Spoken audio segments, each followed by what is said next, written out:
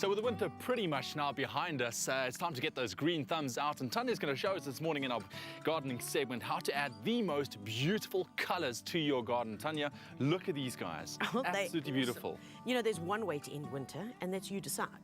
So, so today I'm ending it, and I am going to plant up a terracotta pot that I've had in the garden, and it's time for a revamp, and that's what spring's all about.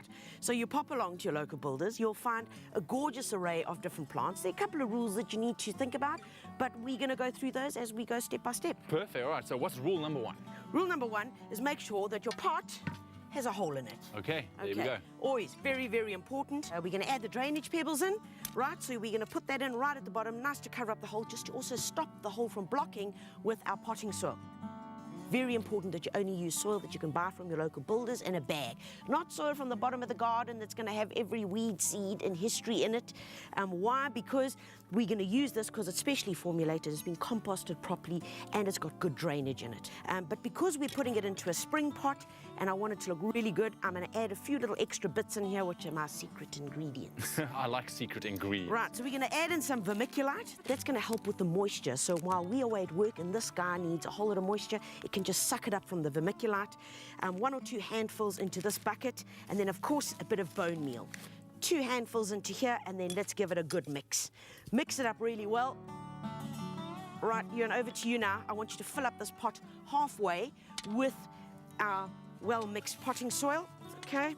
So fill it up halfway, and then we're going to start with our centre plant. The centre plant that I've got is this lovely yellow daisy. It's called an osteospermum, and it really does go on for years and years in your garden, even in a pot. Okay, so he's going to be our centre plant, so we need to get him out of the bag. Then we're going to pop that baby right in the centre here. So that is our centre plant. Now, the one thing with these, do you see this guy over here? Have a look here. Yeah. He's already starting to go over. Now, in order to get these guys to flower more, all we got to do is take that and just pinch them off. The more you do that, the more this guy's going to produce more flowers. Next up, we're going to put in the blue lobelia. This is fantastic. It's a perennial, which means that it goes on and on and on and on.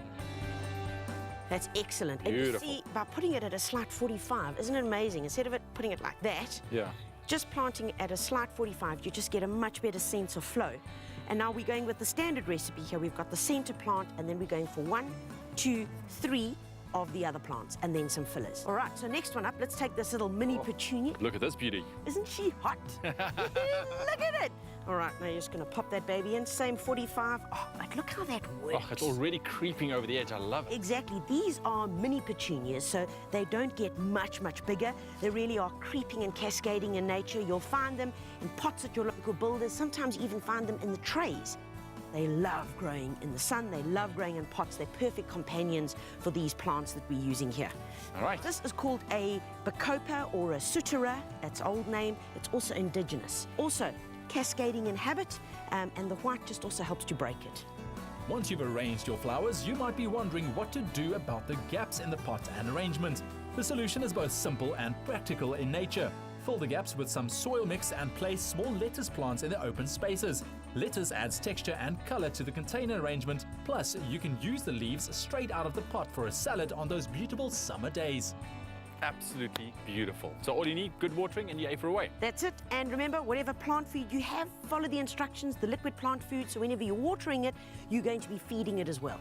Perfect, perfect. Tanya, thank you so much. I mean, there's nothing that says spring quite like this array of colors. Be bold and try it yourself.